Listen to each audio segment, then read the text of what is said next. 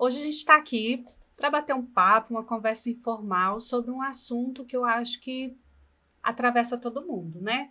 Tanto a psicologia quanto a parte de finanças. E nada melhor do que uma psicóloga, né? E um economista. Eu sou a Ana Angélica e hoje eu estou aqui convidando o Richard Moreira, ele que é economista, ele que é consultor em inteligência executiva, e a gente veio para bater um papo sobre psicologia financeira. Por que psicologia financeira?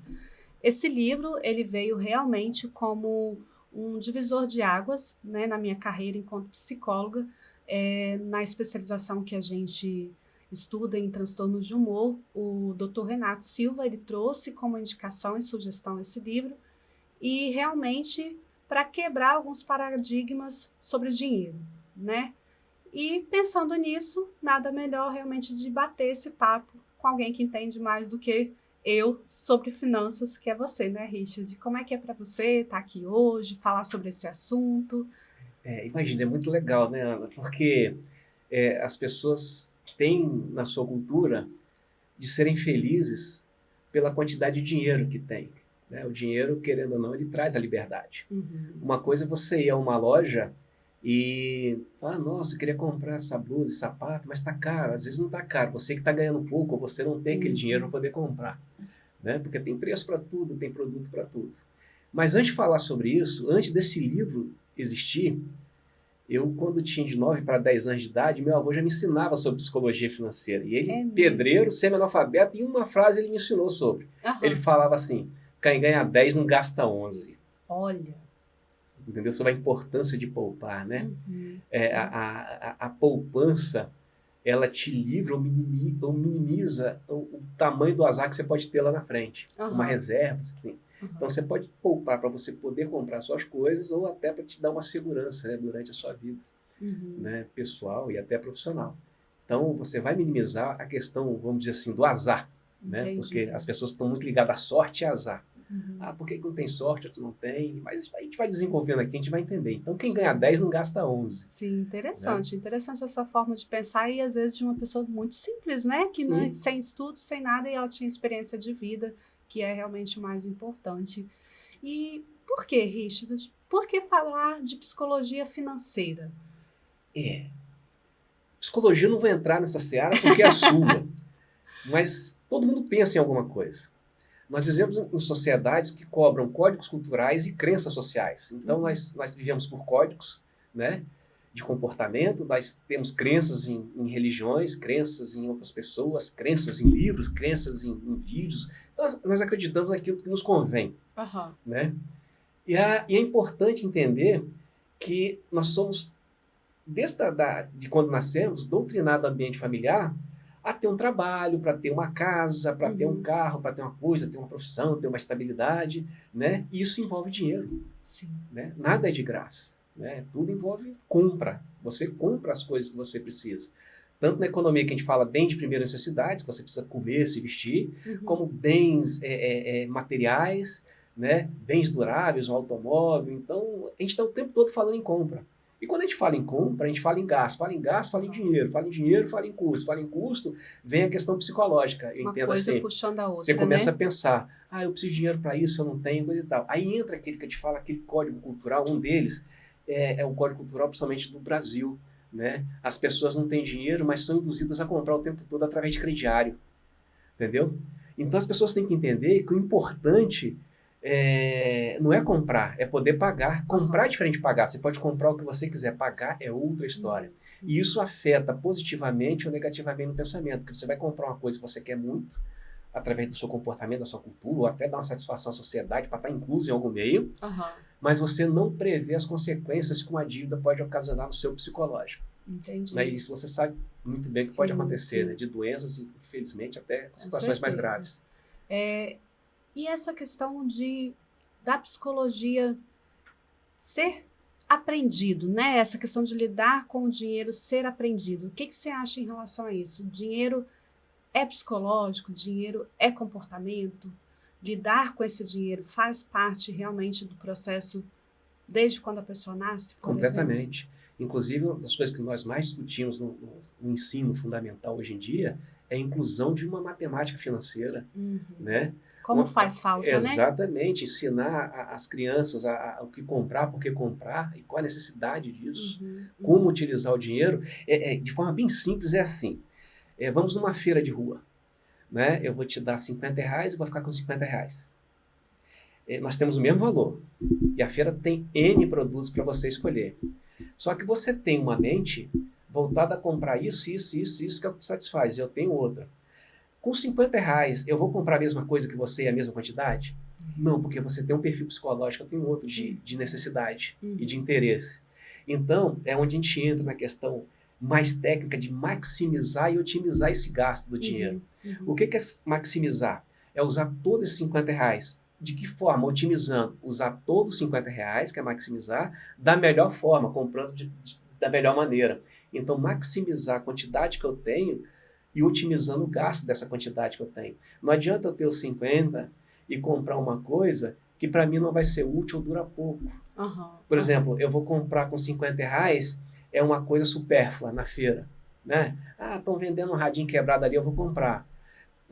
Quantos quilos de verdura ou de alimento eu posso comprar com esses R$50 e abastecer minha família durante uma semana, em vez de um radinho velho que eu achei bonitinho. Então é aí que, para mim, entra a psicologia, né?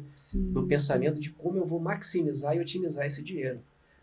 Eu olhando pelo meu lado, né, da minha profissão, eu vejo que a personalidade faz toda a diferença, né? Se a pessoa tem um perfil realmente mais introspectivo, ela tem uma percepção mais protetora mesmo, ela vai poupar mais, ela vai ter um certo medo, né, de investir mais, de gastar mais. Agora, se aquela pessoa já é mais ousada, se ela já é mais arrisca, assume riscos, né?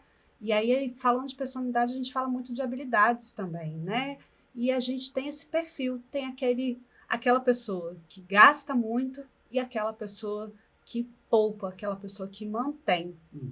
Pensando nisso, o que você acha, Richard? É possível trabalhar esses dois lados?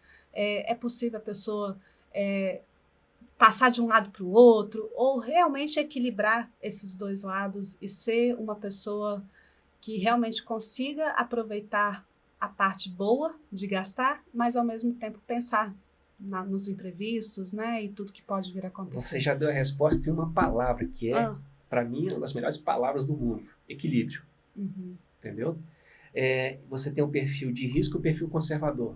Eu, por exemplo, investimento... Perfil de? Conservador e de risco. Tá. Eu, por exemplo, sou mega conservador. Por quê? Até pelas origens, né, que eu tive, e a criação que eu tive, não gastar à toa, mas também não deixar de usufruir. Então você equilibra. Por exemplo, eu vi um relógio bacana. Vai me ser útil até quando? Para que eu quero? Né? E se realmente vai me fazer feliz, por quanto tempo? Né? O livro mesmo explica isso no início, né? Quando você compra um carro importado, coisa parecida, você quer para a sua felicidade ou para mostrar para alguém que você tem aquele bem? E, no geral, a nossa cultura diz que eu quero ter as coisas para mostrar que eu tenho. Né? Me corrija se eu estiver errado, mas quando você vê uma mídia social como o Instagram, as pessoas já estão doutrinadas. Assim, botou o café da manhã, fotografa a xícara de café para mostrar como se interessasse a todo mundo. Botou um prato de macarrão como se interessasse a todo mundo. Então, fotografar porque querem estar presentes na sociedade, mostrando o seu dia a dia através de coisas que talvez não interessem aos outros. Mas isso é instigado, né? Agora, o equilíbrio é importante. O mais importante sobre isso é vir desde cedo educando a pessoa sobre isso. Quanto mais jovem, melhor. O livro é sensacional em relação, ele dá vários exemplos em relação a isso. Quando ele fala do Warren Buffett, que é o maior investidor do mundo, ele está com 90 anos. Mas ele começou a investir pela primeira vez, a poupar, com 10 anos de idade. Quantas coisas deram errado? Agora, falar que ele é um multimilionário, é um mega investidor, mas tem 90 anos, vamos dizer, tem no mínimo 80 anos que ele faz isso. Então, eu tenho que entender isso a longo prazo. Né? As pessoas querem receita do bolo sem botar no forno e esperar aquecer. Entendeu? Falar, hoje você acordou para ser feliz, então pouco você vai ser rico. Não é assim que funciona. Isso, qualquer tipo de investimento demanda tempo. É um processo, né? É um processo, e não é um processo curto, é de médio a longo prazo. E as pessoas têm que ter paciência. Entendeu? Só que as pessoas não estão tendo essa paciência em entender que o investimento é isso. Então você tem esse pessoal que investe no day trade hoje, que investe numa ação hoje, muito jovem está fazendo isso, porque tão jovens ainda, e talvez tenha uma estrutura por trás que não tem problema se ele perder, com o alto risco que ele assume, né? Para nós mais antigos, no meu caso principalmente, com aquele princípio da máxima da frase do meu avô, então a gente vai aos pouquinhos. Entendi. Não tudo naquilo, muita sede ao pote, vai diversificando, né? Porque se eu perder aqui, aqui eu não perdi. Sim, entendeu? Sim. Vou botar na poupança. Poupança é um investimento ruim, dá pouco, mas é constante, mas dá. Aí depende do seu perfil, né? Do perfil. Se você é conservador, vai correr risco. Geralmente você vê muita gente correndo risco, né? Porque tem estrutura por trás para correr esse risco. Ou correr o risco e vai perder e não aparece na mídia, né? O pessoal até fala assim, né? Os casos que deram certo numa cirurgia plástica.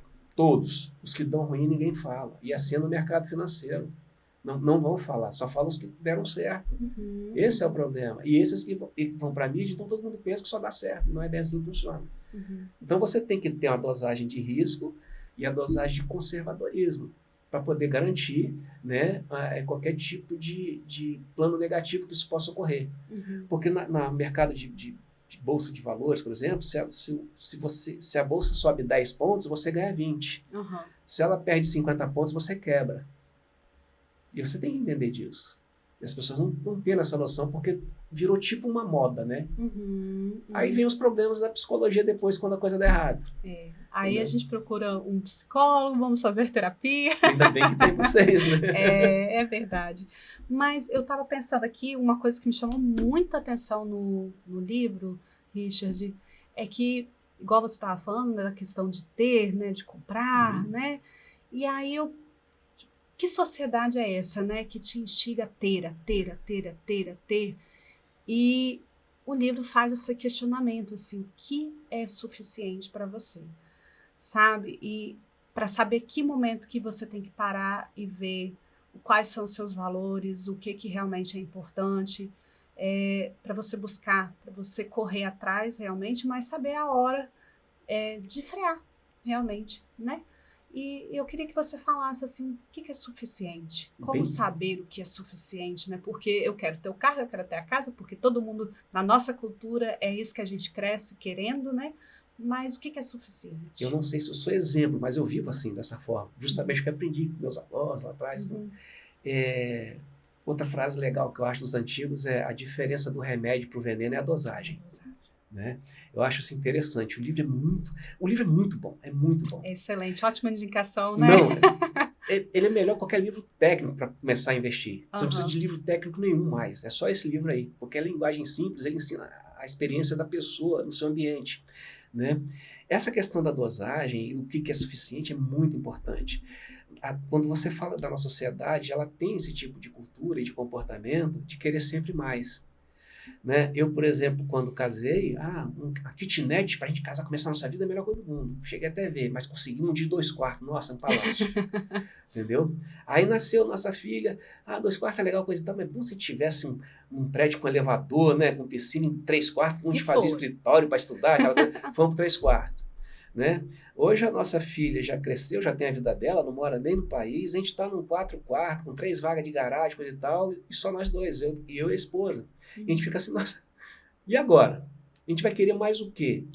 Aquilo que era suficiente já virou excesso pra gente. Olha só. Já tá grande. E na Você consegue ter essa percepção? Total. Entendeu? Tem coisa que a gente não precisa mais. Né? Por exemplo, a gente tem 2 carros. A gente não precisa. Entre aspas, porque às vezes eu tenho um trabalho ainda, eu tenho que viajar ou fazer alguma coisa, é bom ter um outro carro lá se eu for de carro, então a gente consegue ter, mas não precisa, entendeu? Agora tem gente que não só quer ter um ou mais carros, mas tem que ser o carro. Tem que ser aquele carro de marca, coisa e tal. Olha, ele está dentro do carro, ele não está vendo, ele não está olhando para o carro o tempo todo, é aquilo que o livro explica. Sim. Às vezes as pessoas compram e acham que não está suficiente porque querem algo mais. Se você me permite, eu vou te contar uma coisa que aconteceu com uma aluna minha numa faculdade. Eu estava estacionando o carro na faculdade e ela descendo do ônibus, dava para ver. Ela desceu do ônibus, e ela desceu com a bolsa Louis Vuitton, que assim, grande, que por baixo deve ser hoje uns 120 mil reais a bolsa. E ela descendo no ônibus lotado. Né?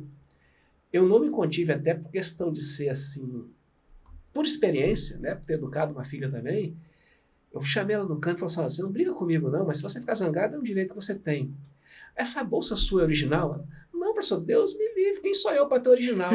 E qual é a satisfação de você ter, então, uma bolsa que simula uma marca e sendo falsa, sendo que o ambiente que você está não condiz com esse tipo de marca, com esse tipo de bolsa? Onde é que você tira a felicidade daí? Ah, é porque ela ficou sem resposta. Mas a resposta é assim, modismo, moda, e achar que pertence a uma sociedade porque usa uma grife. Só que uma coisa é o perfil da pessoa. Você vê uma pessoa descendo de um ônibus coletivo, urbano, num subúrbio, com uma bolsa de 120 mil reais, já prova que não é realidade. Infelizmente, as pessoas vivem fora dessa realidade por moda. E a mídia instiga muito isso, compra, coisa e tal. Então, o mercado de falsificação, por incrível que as pessoas possam não acreditar, serve até como propaganda para o produto verdadeiro. Entendeu? Eu ainda estou com aquela palavra martelando aqui, pertencimento.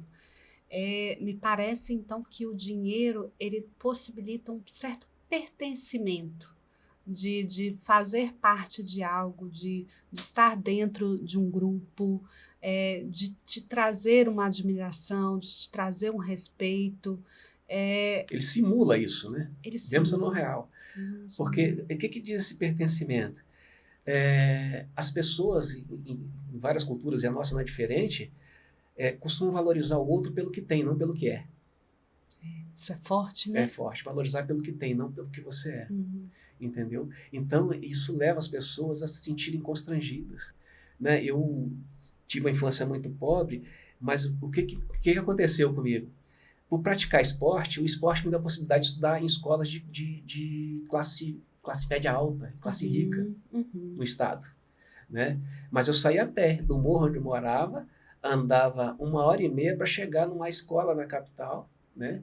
Para poder estudar. Olha que bacana. E o mais interessante, mesmo tendo essa condição, todos os meus colegas chegando de carro, ou com motorista, ou para levando aquele negócio, eu subia a ladeira da escola pré, que era até o Sacré-Cœur, lá na Praia do Canto, né? Para quem está no nosso estado vai conhecer o que é. Mas eu estudava por 100% de bolsa lá, porque era atleta. Então eu vi o esporte a minha fuga para poder subir o meu nível. Sim. Isso com 11 anos de idade até os 17. Uma possibilidade, uma oportunidade. Então, só que eu fui convivendo ali no meio que eu falava, gente, eu preciso ter uma vida tranquila igual os meus colegas têm. Né? Sem essa, vamos dizer assim, miserabilidade da vida, poder ter as coisas, coisa parecida. Você ali se sentia deslocado, Richard, estando dentro de um grupo que... Olha que interessante. Me senti no início, mas eu não sei se é porque naquela época não tinha tanta mídia social, não tinha internet, não tinha nada, as pessoas eram pessoas com pessoas, sempre fui muito bem tratado, sempre fui muito bem aceito no meio, mas aí que vem aquela questão do pertencimento. Mas meus colegas também começaram a me tratar muito bem porque eu era o melhor jogador do time. Por isso que eu estava lá, você né? tinha algo para trocar. Algo para trocar. Então você sempre tem que ter algo para trocar, independente da situação. Você sempre tem que ter algum tipo de valor para poder ser moeda de troca. Então, quando tinha campeonatos, coisa e tal, e como eu já jogava também na seleção, né, do estado, né, e joguei um ano na seleção brasileira juvenil, mas não podia ir porque questão de... Naquela época não tinha patrocínio, então a família tinha condição de bancar, mas eu joguei 8 anos na seleção do estado. E aquilo me dava acesso aos clubes, me dava acesso a todos os meios da sociedade na época. Né? E eu vivia, mesmo morando num barraco, né, com telhado de zinco, eu vivia nesse meio. Então o ambiente para mim foi muito legal. Interessante a gente falar de ambiente, né? Porque tá aí, trazendo a psicologia, né? Nós somos formados o tempo inteiro de acordo com o ambiente que a gente vive. E a gente tem falado isso desde o início da nossa conversa, né? Que ambiente é esse que a gente vive, que te proporciona uma visão diferente do dinheiro, que te proporciona uma visão de um pertencimento a um grupo, né? E aí eu fiquei... Uma outra parte que me chamou muita atenção nesse livro é que valor é esse que você se constitui desde o seu nascimento, desde a sua infância, à medida que você vai crescendo, que valores são esses que te constituem enquanto pessoa. E aí, relacionando ao dinheiro, eu fiquei pensativa assim, muito ao ler esse livro, que valor é esse? Por que eu quero ser rica? Não rica de milionária, né, e tudo, mas por que eu quero ter essa condição financeira? E aí eu fiquei pensando, saúde. Eu acho que, em primeiro lugar, eu quero ter dinheiro para a saúde. Aí você pensa, mas saúde, né? Você vai comprar saúde? Pior que vai. Compra. Pior que compra. Você consegue um plano de saúde E bom. precisa comprar. Em segundo lugar, né, eu na minha listinha, eu pensei assim, o que eu quero em segundo lugar? Eu quero ter dinheiro para fazer o que eu quero, na hora que eu quero, como eu quero, e aí a gente traduz isso à liberdade financeira, né? E em terceiro, proporcionar, de repente, àqueles que me criaram no meu histórico de vida, à minha família, ao meu marido, coisas que só o dinheiro proporciona. Aí, esses 3 valores eu coloquei como princípio, por que eu quero ter o dinheiro, né? É isso que vai me movimentar durante a vida, compartilhando aqui. E aí eu queria saber, você acha que esses valores motivam você a adquirir algo, ir atrás e saber o que é o suficiente para você? É exatamente isso. Você tem necessidades. Na economia, o que a economia estuda? A economia, o princípio básico da economia é estudar o que é escasso na natureza. Isso aqui é escasso e tudo que é escasso tem muito valor. O ouro, por ser um mineral escasso e raro, ele tem muito valor. Entendeu? Na nossa cultura, principalmente no Brasil, quando você fala do comportamento, do suficiente, coisa parecida, nós não temos escassez de alimento no nosso país. É verdade. Se você comparar com o Japão, que só tem pedra, mar, neve, terremoto, tsunami, e não tem fruta, não tem como plantar nada em abundância, né? Outro dia eu estava vendo numa pesquisa, uma fruta, uma manga, é em torno de 10 a 20 dólares. Caramba. Lá. Aqui a gente chupa a metade e joga o resto fora e por aí vai. O brasileiro ele tem essa fartura. E isso leva ele a ter outras prioridades que são supérfluas. Então, ele não se satisfaz com o suficiente. Onde tem a escassez, o suficiente é tudo. Onde não tem escassez, a gente sempre quer mais. Então, isso vai alterando o comportamento. E a gente é a cultura de não ter escassez no nosso país. A gente tem abundância aqui em tudo. Né? Você vê que as pessoas até prometem assim, o importante é não faltar o churrasco e a cerveja do final de semana. É verdade. Que é o suficiente. Aí eu estou feliz. Né? Aí, infelizmente, a gente tem aquela cultura do pão em circo, até no showzinho, futebol, coisa e tal. Por isso que a gente tem que discutir política, religião e futebol para falar de dinheiro. Às vezes a pessoa não tem... Eu sou flamenguista, claro, né? Criado, novo. Mas às vezes as pessoas deixam de comprar uma roupa boa, um sapato bom, porque tem que pagar um ingresso de R$400 para ver o Flamengo jogar. Né? Olha onde o brasileiro hoje, né, em modo geral, principalmente o jovem, ele não quer saber quanto ele vai ganhar, ele quer saber se tem benefício. Ele está atrás de um plano de saúde, de uma cesta básica, de um uniforme, né, de um brinde. O brasileiro gosta de brinde. O dinheiro em si, para ele, não é prioridade. Por isso que ele não sabe mexer com o dinheiro. Entendeu? Ele não pergunta quanto ele vai ganhar. Ele quer saber quais são os benefícios que a empresa vai dar. Então, isso vai embutindo na cultura e na mentalidade. Então, a minha empresa é boa, porque dá transporte, dá uniforme, eu não preciso gastar... Olha só, eu não preciso gastar dinheiro com roupa para ir trabalhar. O mais importante é você ter dinheiro e a liberdade de escolher a roupa que você quiser usar. Só que nós somos doutrinados, né, e instigados a não ser assim. Entendeu? Aí isso acaba dando uma confusão, que o dinheiro não se... Olha que coisa interessante, não se torna prioridade, isso ele fala aqui. E a pessoa, quando tem, gasta sem saber por que está gastando, não sabe investir, não sabe ter uma poupança, e vem com aquela situação, o importante é viver e ter isso aqui. Mas será que você está fazendo, volta a repetir, para você ou para a sociedade, para os outros? Aí, quando você vai envelhecer e olhar para trás e não construiu nada, é que começa a pesar. Né? Aí, eu não fiz o suficiente para ter o suficiente no meu futuro. Entendeu? Não conseguiu aprender nada com aquilo. Aí a gente vai voltar naquela situação. Ambiente, onde vive, a forma de que pensa, como raciocina em relação a isso. Entendeu? Curtiu naquele momento aquilo que comprou, mas aquele dinheiro vai fazer falta lá na frente. Sim. E aí a gente entra num ponto muito, muito, muito importante. Eu falo assim, foi tudo muito reflexivo esse livro, né? Mas se tem uma coisa que ele deixou assim, aberto, guarde dinheiro. E eu fiquei assim, gente, eu tenho que guardar dinheiro. Mas guardar dinheiro para comprar um carro? Não. Guardar dinheiro para comprar uma casa? Pode ser, né? De repente é o seu suficiente. Mas a gente tem que guardar dinheiro para o imprevisível. Ele até tem uma frase, né, de ter um plano para o plano que não der certo, né? Ele faz até uma reflexão interessante sobre isso. Mas... Você tem que ter um plano para quando o plano não der certo, você tem um plano que te salva daquele plano que não deu certo. É mais ou menos isso. Vamos devagar. Vai lá, Richard, fala novamente. Você sempre tem que ter um plano para poder salvar aquele plano que não deu certo, entendeu? Para você ter um outro plano para deixar você tranquilo. Ou seja, é o plano A, B, C, D e E. Você sempre tem que ter um plano, pós-plano, porque um plano só não resolve. Uhum. Na aviação fala muito isso, né? Quem tem um motor não tem nenhum, quem tem dois tem um. É verdade. Entendeu? Eu acho que na fotografia também tem isso. Quem tem uma lente tem uma, quem tem Eu duas... acho que quem tem essa imprevisibilidade, né? Eu acho que salva muito, muito. As pessoas têm que entender que a poupança, ela tem duas frentes aí para você, tem dois vetores para você seguir. É a poupança para minimizar o azar, o imprevisível. Quando você precisar, você tem ali um fundo de reserva que garantir uma margem de segurança, Uhum. e a poupança para poder comprar o que você quer. Uhum.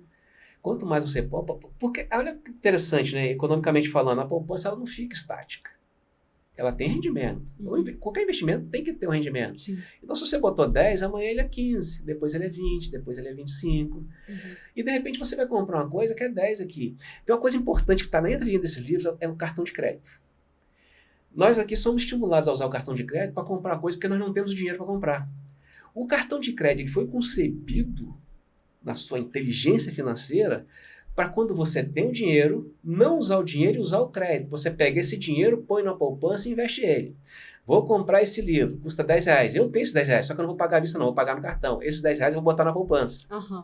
Daqui um mês, aqui eu vou estar com 15, não com 10. Mas só vou tirar 10 para pagar o livro pelo cartão de crédito.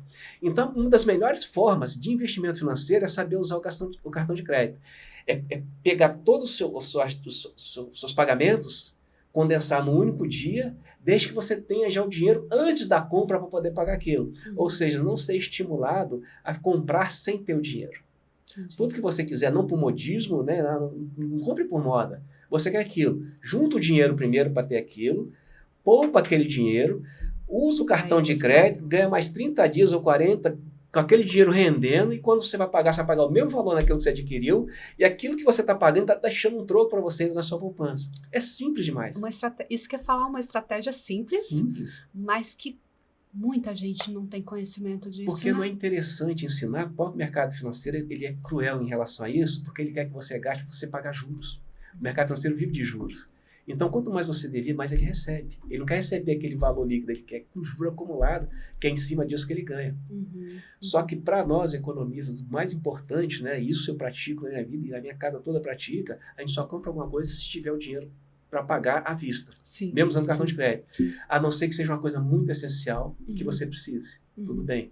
Mas fora isso, que na maioria das vezes você não tem necessidade, só use o cartão de crédito quando você tiver o dinheiro à vista a pagar. Esse dinheiro que você ia pagar à vista, bota na poupança, paga o cartão, depois você pega no vencimento, tira da poupança só aquele valor líquido e deixa que o valor da compra ainda te render um dinheirinho.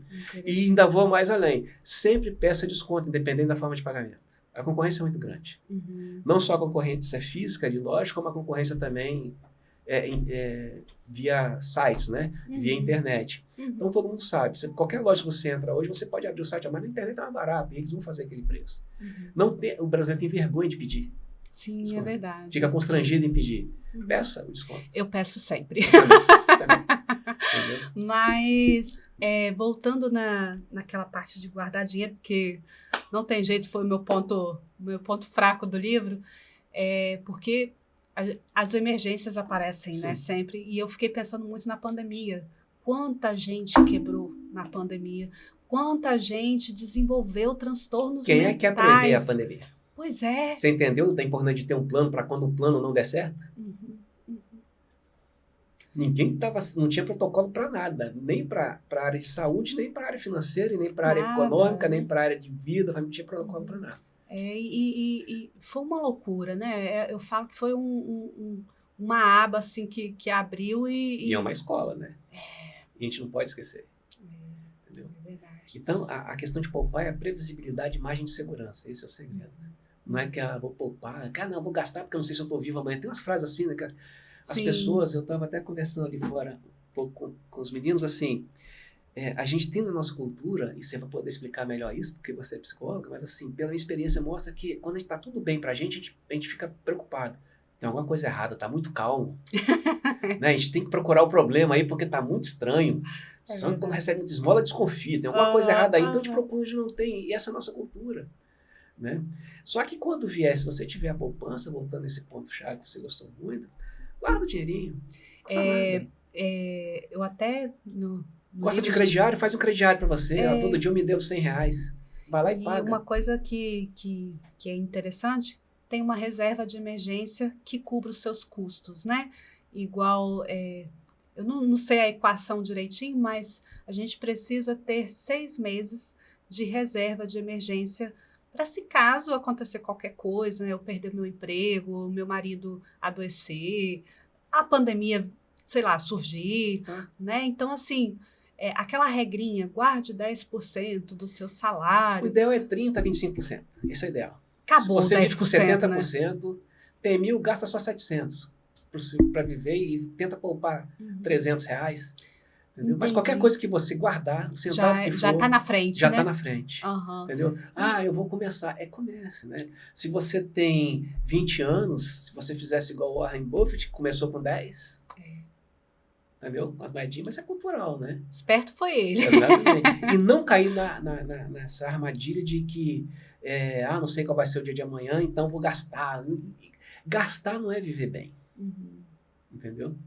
É como gastar e por que gastar. Mas aí a gente, falando da psicologia, a gente está falando muito de impulsividade. Sim. Né? O impulsivo, né? A pessoa impulsiva aí pode ter alguma questão de transtorno mental por trás, né? Tem alguns comportamentos que são justificados por isso, mas a gente precisa se conhecer. Eu acho que a essência, talvez, da nossa conversa é essa.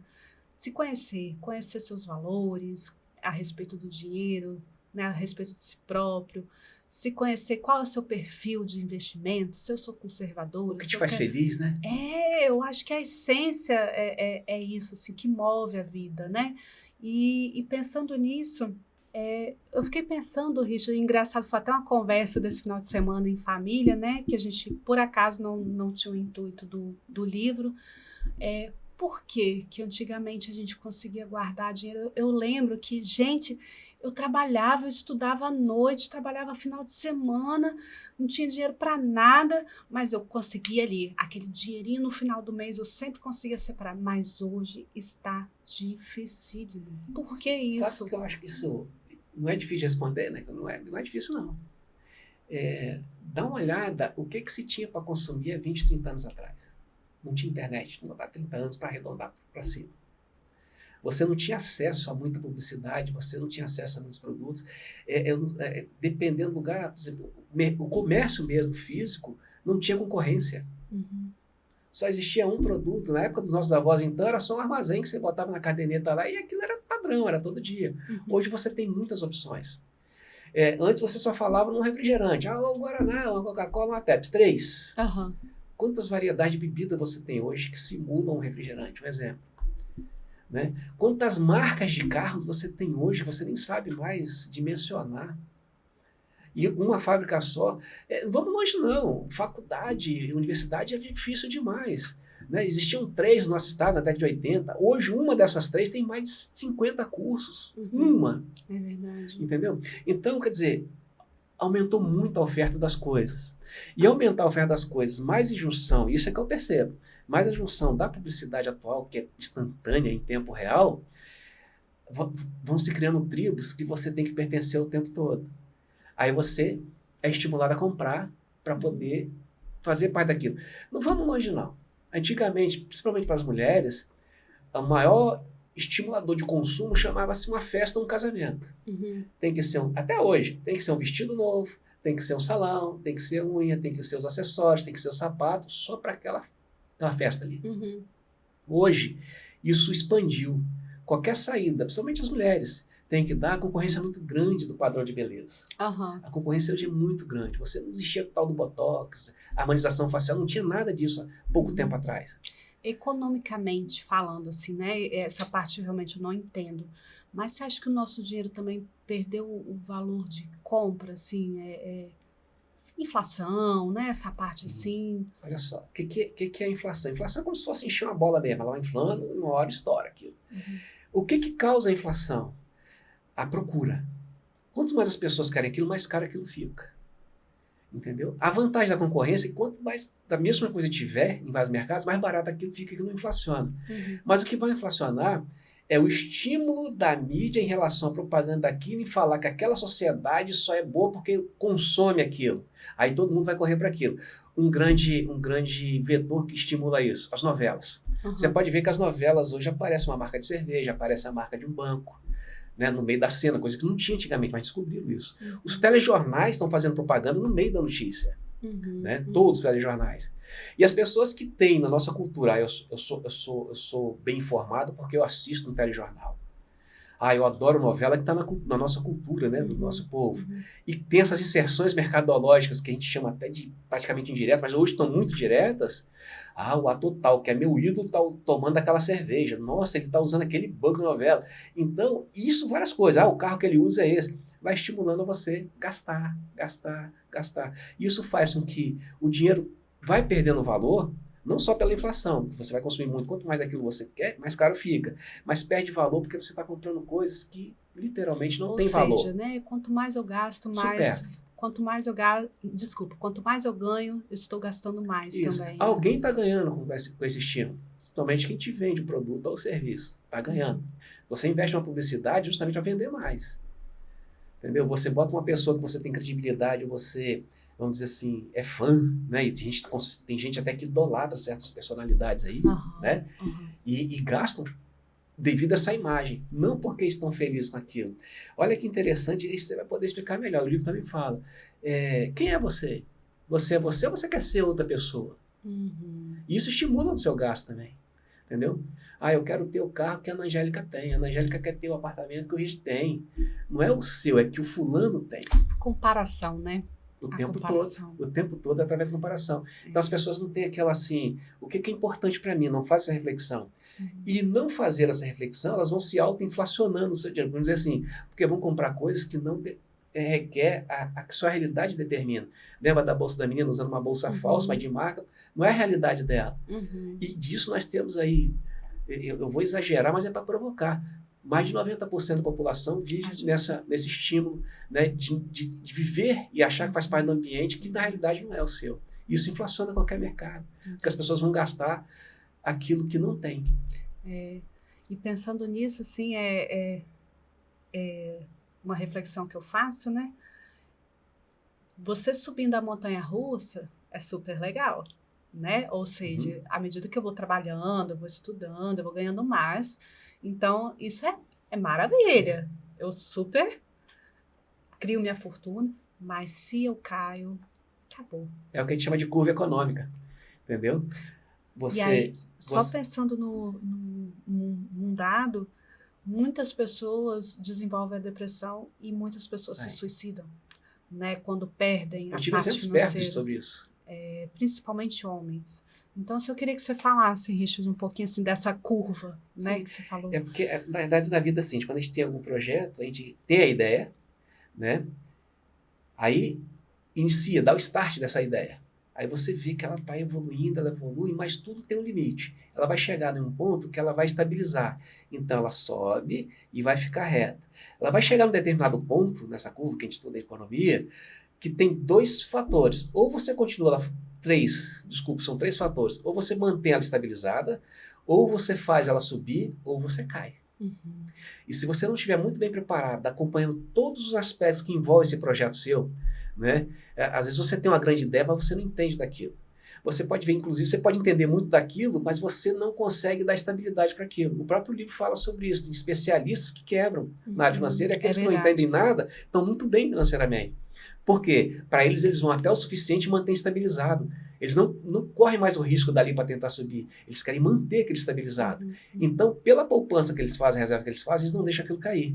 Então, vem no momento uma pandemia, algum ato emergencial, ele tem reserva ali de alicerce segurando aquela linha para que ela não caia. Então, ele tem que saber o momento. Olha, eu não vou investir mais, eu quero manter isso aqui. Para manter, qual é a chave para você manter o investimento? É justamente não investir mais. E ficar reforçando embaixo para que ele não caia. Né? Parece simples assim, não é complicado, Mas se você colocar isso na sua cabeça, não precisa ser técnico para isso, você vê que uma das maiores fortunas no mundo não terminaram a faculdade ou não fizeram, E até entendeu? traz um exemplo, né, daquele rapaz. Faxineiro. Do É um faxineiro, é faxineiro o primeiro exemplo que ele dá, Uhum. entendeu? E na época dele, só existiam 4 mil pessoas com 8 milhões de dólares em fortuna acumulada. Pensa. E ele um faxineiro, Uhum. entendeu? Mas por quê? Porque ele não tinha essa questão de gastar por demanda, né? Por modismo. E na época dele também não tinha tanta coisa para poder desvirtuar a mente. Você vê que os mais antigos sempre gostaram de uma poupança. Uhum. Aliás, acho que a primeira palavra que eu vi na vida nunca foi investimento. Na década de 70 era poupança, só existia poupança em banco. Você pegava um cofrinho, a latinha, botava ali no porquinho, coisa e tal, moedinha, e depois poupava. É né? verdade. Antes da gente ainda, os mais antigos nem poupava, guardava debaixo do colchão, mas sempre tinha que ter reserva. Uhum. Sempre tem que ter reserva. E quem está quebrado, Richard? Quem está quebrado nesse Brasil aí nosso, enorme, de 10 mil realidades, está quebrado, está mal, cheio de dívida, de repente, né, depressivo e tantas outras coisas. E aí? Que jeito a gente Você dá? vai me permitir falar uma coisa muito pessoal que eu carrego comigo. O que falta para quem está quebrado é humildade. Por que a gente falta humildade? Porque às vezes ela estava num patamar naquela curva tão lá em cima e quebrou de vez, que tem vergonha de mostrar para as pessoas que quebrou, que agora não tem mais renda para aquilo. E tem vergonha de assumir qualquer tipo de trabalho, porque vai achar que é um subemprego, eu não estudei para isso, eu não criei meu futuro para isso, então acaba levando essa depressão que você falou e até, infelizmente, até a morte, né, dependendo da situação. Porque as pessoas não têm humildade de encarar a realidade e começar de novo, entendeu? Porque tem vergonha de assumir certas situações. A nossa cultura é assim. Por que as pessoas usam coisas falsas e fotografam como se estivessem... Você não vê ninguém fotografando que está ruim da vida. Sempre bem, feliz, no melhor restaurante, coisa e tal. Ninguém tem problema na rede, nas mídias. Ninguém tem problema. Isso é lógica. Mas por quê? As pessoas têm vergonha de realmente mostrar quem elas são e como elas estão. Se você está quebrado, isso seria a psicologia econômica que a gente fala quando alguém vem procurar a gente para uma consultoria porque realmente está com a situação ruim. Olha, vamos assumir que a gente está no chão, entendeu? Mas o mais importante é a gente tem saúde e pode recomeçar de novo. Sim, eu consigo vender picolé? Eu consigo trabalhar com sacolas no mercado? Consegue. Você consegue qualquer tipo de emprego que você quiser. Emprego tem, mas não é o emprego que eu fui criado para ter. Então, aí você pode me explicar psicologicamente, eu acho que isso afeta demais. É o que a gente chama das crenças, né? As crenças realmente que a pessoa vai criando durante a vida. Alguns pensamentos, né? Só para fechar isso, que eu acho importante as pessoas entenderem isso. Não tem vergonha de estar quebrado. Todo mundo quer. De pedir ajuda? Que bacana. Nem tinha pensado nisso, de pedir ajuda, entendeu? De aceitar um trabalho, para poder começar. Tanta gente, as maiores fortunas do mundo quebraram muitas vezes. A gente acha, foi o tal dos exemplos, né? Só se é mostrado aquilo que deu certo. Dá certo, e não é bem por aí. Nós somos seres humanos, nós temos falhas, a gente não é 100% nunca. A gente não é perfeito. As coisas vão dar certo, as coisas vão dar errado. Quando dão certo, ótimo, mas se der errado, tem que ter outro plano, que eu te falo. E um deles, eu acho que é trabalhar essa questão, que você falou dentro de psicologia, é trabalhar e não ter vergonha e assumir a realidade. Assuma a realidade e você colocou muito bem, peça ajuda. É só isso. O resto vem, porque você consegue. Se você conseguir uma vez, você consegue a segunda, a terceira, a quarta. E aí, pedir ajuda é algo bem amplo. A gente pode pedir ajuda a um educador financeiro, né? Ao psicólogo, ao psiquiatra, né? É realmente uma rede, né? E no momento mais dramático, pedir ajuda a uma vaga de emprego para poder você levar alimento para você, para sua casa. Só isso que eu preciso agora. Eu tenho que me alimentar e alimentar minha família. O resto eu vejo depois. Aí, olha só que legal. Volta aquele conflito dentro da cabeça. Puxa, se eu soubesse que isso ia acontecer, eu não tinha feito aquele gasto. Eu não tinha comprado aquele carro sem necessidade. Eu não tinha comprado aquela roupa de marca sem necessidade. Qualidade tem preço. As coisas boas são caras. Mas se você não tem condição, não faça. Entendeu? Se você viver dentro da realidade, financeiramente você vai bem. E se você vai bem financeiramente, você consegue essa liberdade que você tanto quer, né? Dentro de uma sustentabilidade da sua vida, que você vai ter felicidade com segurança. Está tudo aqui. Excelente, excelente. E para fechar tudo isso, o autor, ele dá o exemplo dele de investimentos, né? E aí eu cheguei na parte que é o meu ponto fraco, Porque lá em casa, quem cuida dos investimentos é o meu marido. Não pode não. Pois é, mas esse livro veio para me puxar a orelha e ver realmente que eu preciso conhecer, e tanto eu quanto eu acho boa parte do nosso Brasil aí, das pessoas. Que não tem acesso, né? Não tem, mas aí eu sei que é um processo, um erro desde o início, né? A gente não tem essa. Eu fui criada para guardar a É a moedinha, cultura. né? Para poupar ali na poupança. Agora, bolsa de valores, meu Deus, eu não conheço nada. E aí, eu sou o exemplo da realidade brasileira. Queria que você me falasse algo sobre isso. Simples. Você é psicóloga. Aham. Você tem condições de fazer uma cirurgia cardiovascular? Nenhuma. Quem vai fazer? O cirurgião? Tá. Você não entende finanças. Existem áreas que fazem isso por você? Operadoras financeiras. O próprio gerente do seu banco, você vai conversando. Hoje você pode Mas comparar. como confiar em alguém que é algo seu tão... Mas seu dinheiro não está lá já? Você já confiou a partir do momento que você já botou seu dinheiro no banco? E você precisa ter dinheiro no banco, você ter CPF, seja o que for. Só que você vai comparando. Hoje você tem ferramentas de comparação, a internet está aí para isso. Entendeu? Só que tudo é seletividade, olha essa palavra. Nós falamos aí confiança, conhecimento, sorte, azar, a consistência, né, que você fala do seu suficiente, né? Seletividade. Conhecimento e informação nunca serão bola da vez. É qual conhecimento e qual informação. Para isso você tem as ferramentas comparativas. Tudo hoje você tem como buscar referências e comparar. E você vai achar uma que vai acertar o que você quer. Até pelos exemplos que ele está dando e pelas referências que já aconteceram. Então hoje está mais fácil ainda. Você não precisa ser especialista naquela coisa. Entendeu? Olha, eu vou te dar um exemplo aqui, mas não é assim... Não é fugir na regra e nem falsa modéstia. A vida me ensinou muita coisa que você aprendeu na escola de psicologia. Até porque eu já tenho 60 anos, eu gosto de falar isso. Né? Eu já tenho 60 anos. Não é possível que eu não tenha aprendido nada da vida. Né? E que esse caminho pode ser muito mais curto quando você faz uma universidade de psicologia. Porque vão te mostrar coisas que eu não preciso esperar a vida me ensinar. Né? Essa é a função de qualquer universidade, qualquer escola. E hoje está muito fácil, desde que você seja seletivo. Você vai ter informação e vai ter vários especialistas que falam para você fazer aquilo, e não é bem assim. Não existe almoço de graça. E eu vou te falar uma outra coisa que eu aprendi com meu avô também. Entendeu? Aquilo que é bom, as pessoas não te dão. Elas guardam para elas. Por isso que você tem que ter uma acurácia muito grande para ser seletivo e buscar profundamente se aquilo ali vale a pena ou não.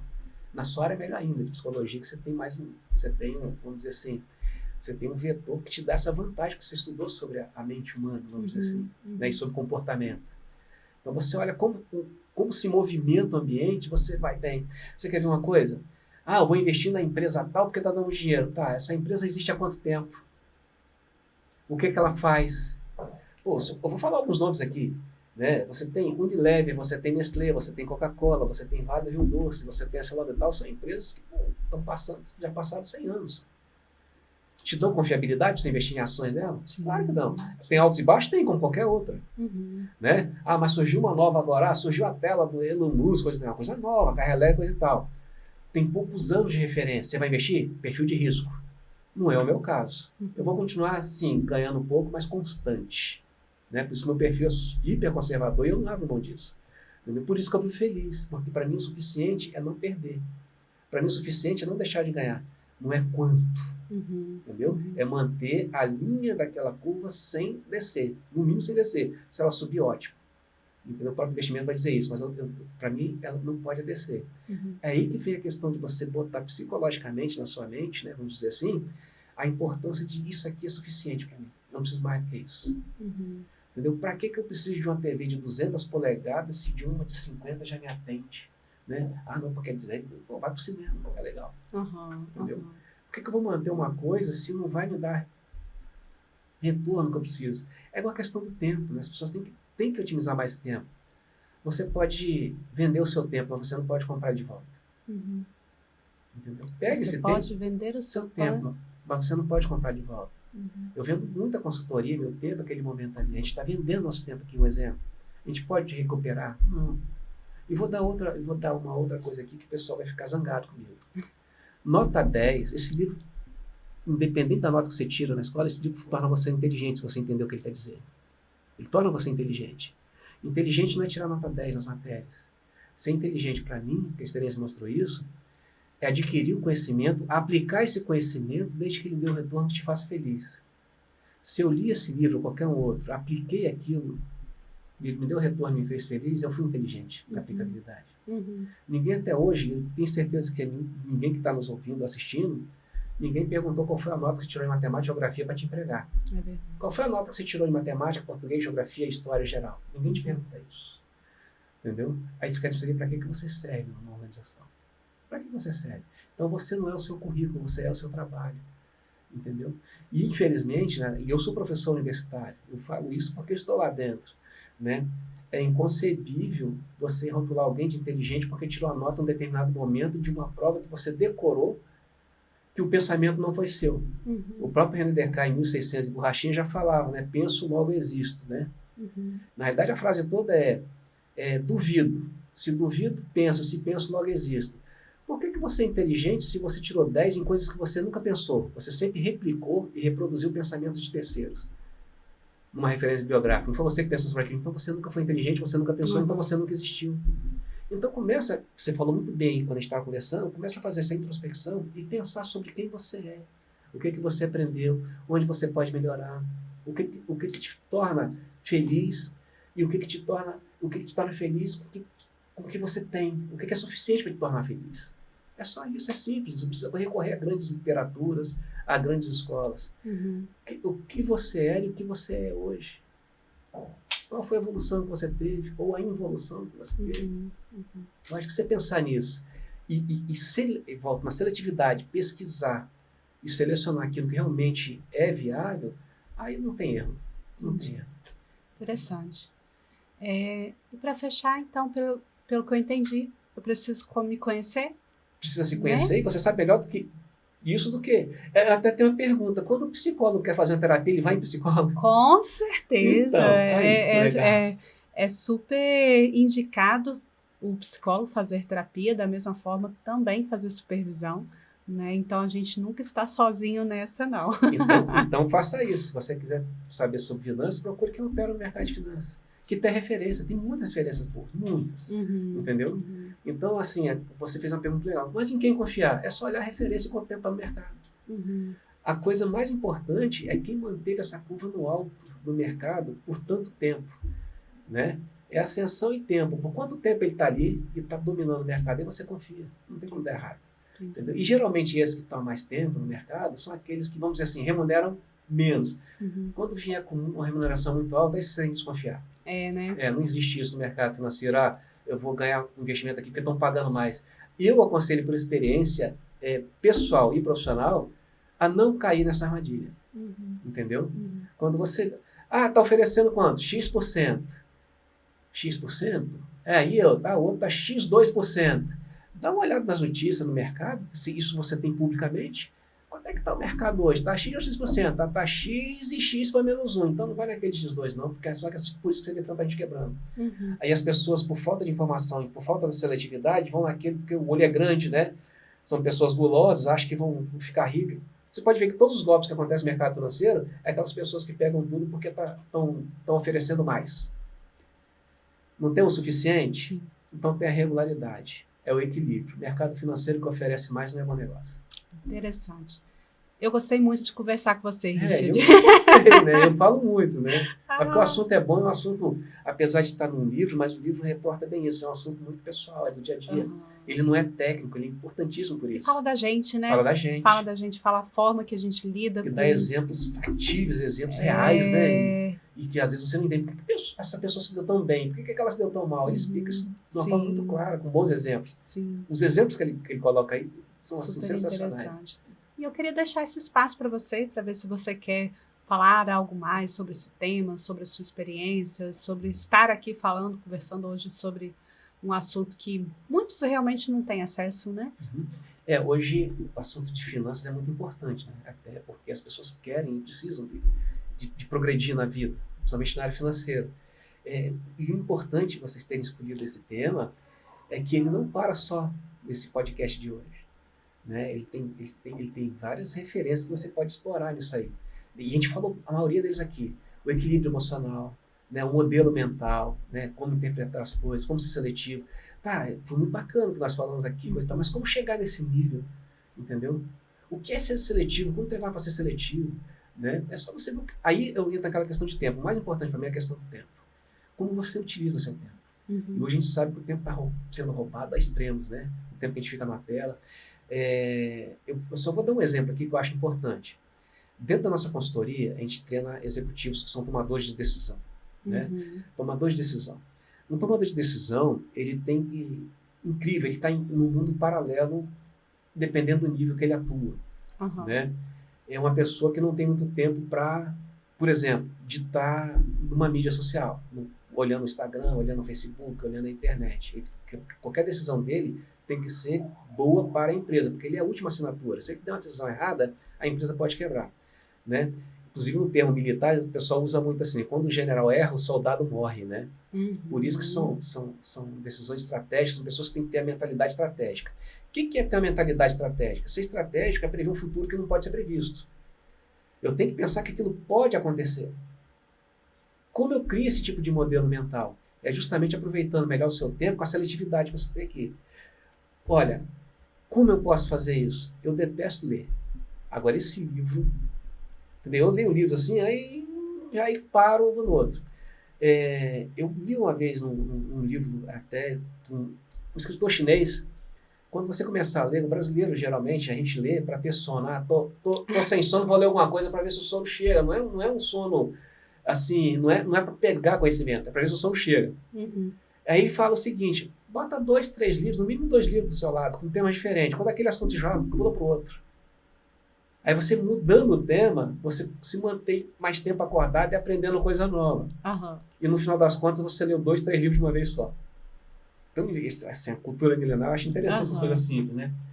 Seletividade, utilizar bem o tempo e não parar de buscar conhecimento, ser uma pessoa curiosa. Isso, para mim, é fundamental. Te mantém ativo, entendeu? Não perder tempo, para mim, é o principal conselho, entendeu?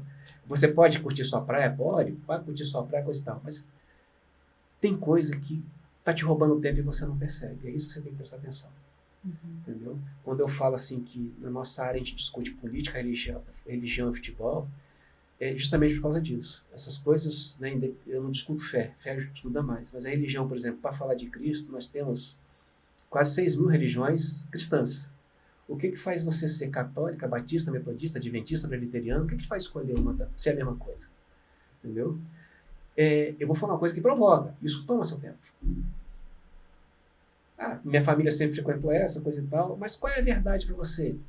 E essa dúvida que te cria a própria religião, a dúvida que te cria se o seu time de futebol vai ganhar, a dúvida que se a política vai ser boa ou não, toma um tempo. Então você tem que foca a fé? Foca a fé. Mas vai no coração da fé. O próprio Mateus, né? Eu não sou uma pessoa de frequentar a igreja, mas sou uma pessoa totalmente religiosa, né? Fui criado de igreja assim. Fui batizado em várias igrejas. Fui batizado na católica, na batista, na adventista, na metodista, na presbiteriana. E é verdade. Onde eu arrumava uma namorada era batizado, né?